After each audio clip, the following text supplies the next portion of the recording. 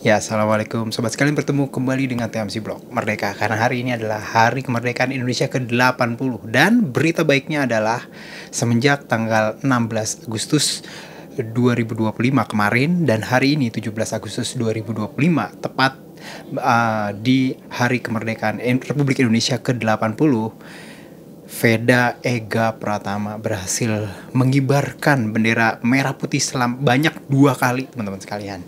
Di race 1 dia finish di posisi 2, sementara di race 2 yang baru aja selesai dia juga berhasil finish kedua dan berhasil meninggalkan Austria dengan total perolehan poin 40 ya, 20 dengan 20.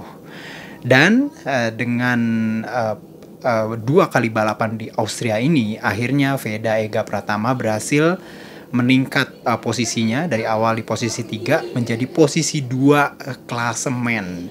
Perjalanan balapnya bisa dibilang luar biasa, terutama di race 1 kemarin yang berjalan dalam kondisi hujan yang darinya awalnya 16 lap.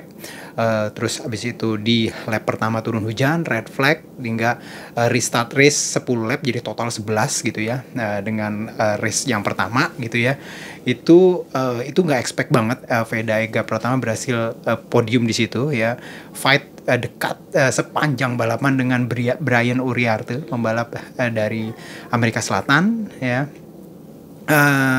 Itu tuh kenapa saya nggak expect, karena di balapan-balapan sebelumnya yang berlangsung dalam kondisi hujan itu Veda tuh sedikit agak kayak ada yang kurang, tapi di sini determinasinya luar biasa. Di race 1 dia berhasil terus menjaga jarak dengan Brian Uriarte dan meninggalkan teman-temannya pembalap-pembalap yang lain jauh di belakang, sehingga dia bisa finish posisi P2. Itu pun fight sampai akhir, sehingga di akhir dari lap 10 itu jarak antara Veda yang finish posisi 2 dengan Brian Uriarte itu hanya 0,07 detik. Itu kecil banget teman-teman sekalian, itu tipis berada di garis finish, di garis finishnya.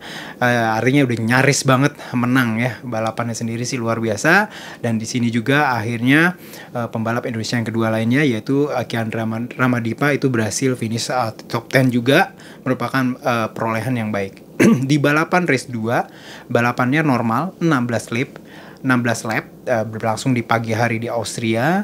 Suhu track itu sekitar 20-an, nggak sampai 30, nggak sampai 25 bahkan, masih cukup dingin.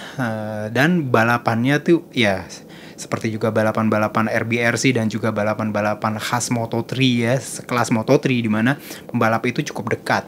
Cuman di balapan ini Veda tidak lagi hanya berdua dengan Brian Uriarte, tapi sekitar ada 5 pembalap menjadi pack pertama di sekitar setengah balapan pertama. Itu ada Gonzales, terus habis itu ada Brian Uriarte, itu ada Veda, terus habis itu ada pembalap dari Amerika Serikat gitu ya. Itu fight bolak-balik aja, dan dia tuh berganti-gantian balapan sampai di akhirnya di tengah balapan itu akhirnya pack kedua mendekati dengan pack pertama, pack pembalap kedua ya. Tuh ada kayak Hakim Danis, terus ada pembalap-pembalap lainnya termasuk juga Zen Mitani dari Jepang, itu berhasil mendekati pembalap di pack pertama. Itu fight, dan bahkan Hakim Danis sempat masuk ke posisi top 3 gitu ya. Dan awalnya saya yakin ini Hakim Danis tuh benar-benar agresif banget, dan akhirnya Hakim Danis harus menerima penalti karena dia terlalu banyak melewati limit track. Jadi dia harus mendapatkan penalti ALP. Dari posisi 2 dia turun bahkan sampai ke posisi 16, bahkan sampai di belakang Chandra Ramadipa pada saat itu. Terus fight, setelah itu Veda yang tadinya 1-2 aja sempat turun di posisi 4, dan akhirnya fight di balapan di lap terakhir itu dengan Brian Uriarte.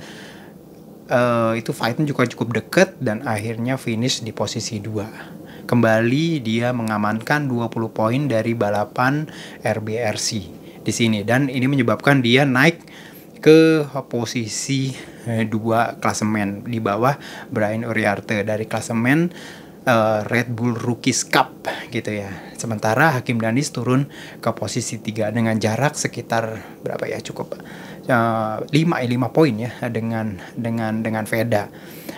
Cuman ada teman-teman sekalian, Banyak yang bertanya, apakah ini sudah cukup untuk bisa menentukan apakah Veda Ega Pratama berhasil mendapatkan dalam tanda kutip golden ticket untuk bisa masuk ke balapan Moto3 World Championship tahun depan. Seperti kita ketahui, untuk tahun depan itu usia dari Veda Ega Pratama itu belum 18 tahun, yang merupakan batas awal minimal usia untuk bisa masuk ke balapan Moto3. Jadi tahun depan ya, nanti itu sekitar akhir tahun itu Veda itu umurnya baru 17 tahun, sehingga tahun depan 2026 itu Veda secara normal itu belum bisa masuk ke Moto3.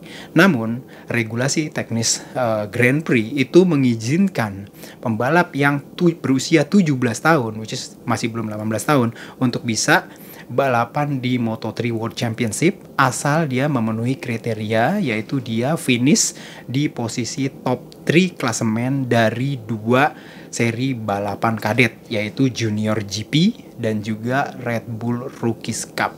Nah, sementara ini Veda Ega Pratama di Junior GP masih belum masuk top 3, tapi di RBRC ya, karena regulasinya itu bukan pakai dan tapi atau, jadi bisa di Junior GP, bisa di RBRC sendiri.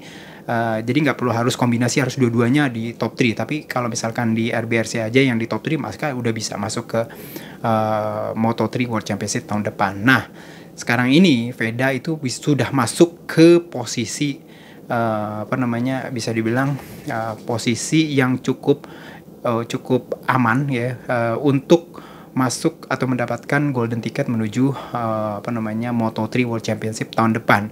Tapi apakah sudah dapat ditentukan pasca 2 balapan di Austria ini? Jawabannya belum, teman-teman sekalian. Jadi untuk bisa fix gitu ya, fix Veda Ega Pratama itu bisa masuk ke zona golden ticket Moto3 dari RBRC, itu dia dengan pembalap yang nomor 4 di klasemen sekarang itu harus berjarak 50 poin. Karena kenapa 50 poin? Karena ke depan itu masih ada 2 balapan.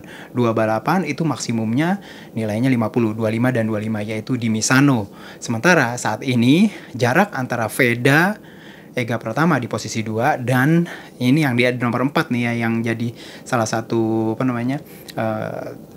yang cukup kita bisa lihat itu, yaitu ada Gonzales.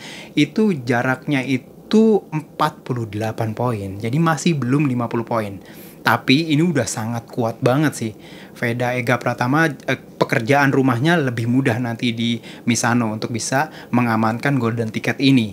Ya, dan bahkan Veda Ega Pratama bisa mengunci golden ticket setelah atau pasca race 1 jika dia bisa berjarak di atas 25 poin dari si Gonzales ini, atau siapapun yang berada di posisi 4. Jadi kayak gitu teman-teman sekalian. Jadi pada dasarnya sekarang masih belum dapat ditentukan, cuman dia sudah 48 poin, which is ini tuh udah sangat-sangat keren banget gitu ya. Tinggal kerjaan dia di Misano nanti tinggal menjaga ritme, pace dan segala macam ya, damage limitation dan segala macam, bisa finish bagus. Itu aja mungkin yang bisa saya sampaikan sekarang ini menjawab pertanyaan apakah Veda Ega Pratama sudah berhasil mengunci golden ticket ke Moto3 tahun depan atau belum.